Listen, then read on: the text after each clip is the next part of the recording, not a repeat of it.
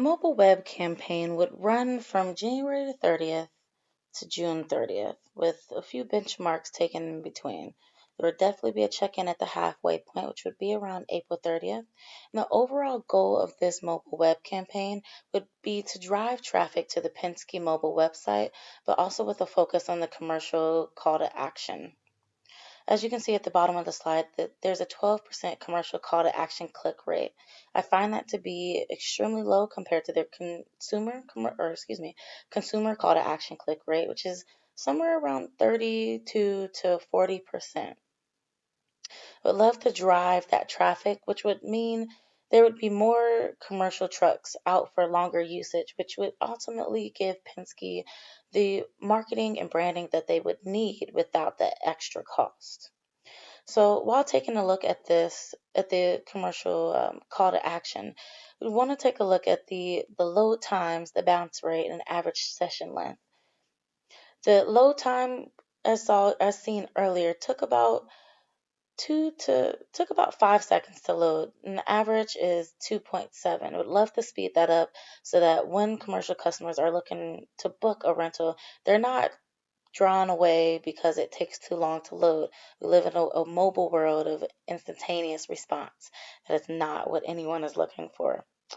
This goes in hand with the bounce rate. The bounce rate would be 20. I would like to decrease that by 6% overall by the end of the campaign. And I'm hoping that with the decreased bounce rate, that means that too many people aren't leaving just because the load time was too long or because they didn't like what they were seeing. The average session length is typically indicative of how much engagement you're having, your website or your consumers are having with your web page. Would love to increase that and make sure people are actually getting out of the website what they really need.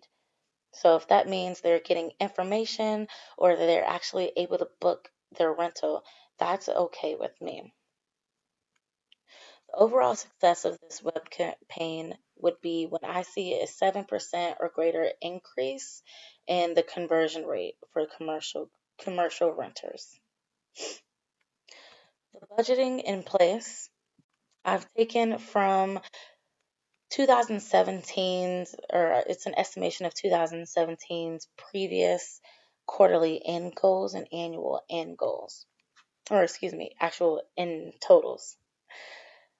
Um, Penske brings in about 3.2 billion in profits. So I estimated about 8.6% of that profit going to their marketing budget overall, and about 11 to 12% of their marketing budget, or excuse me, 41% of their marketing budget being allocated to mobile marketing or any online digital marketing period. I was looking up how much it would cost to revamp one or two mobile pages, and costs vary depending on website, but the average that I found was 7,000 per web page. And then if we were going to redo the whole site, which is not necessary in this case, but it could run 20,000 as a baseline, and then for any added features, it could be anywhere from 30,000 to 50,000 for an entire website revamp. Now, in order to track all of the key performance indicators listed earlier, there would need to be utilization of analytic measuring tools.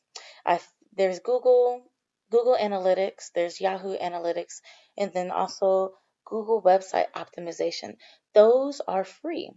So essentially, that wouldn't be an extra out of pocket cost, but if there would be a want for greater detail, there are websites that would charge a monthly or yearly fee.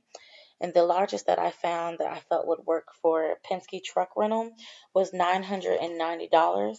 And that would be for the website called Clickable.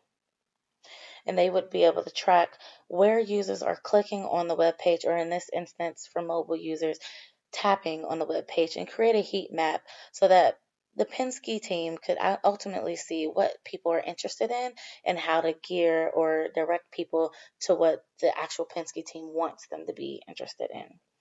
So overall, the cost of website redesign is ranging from 10,000 to 30,000 based on what I felt Penske needed, which was just a page, 1 or 2 page revamp for the commercial consumers.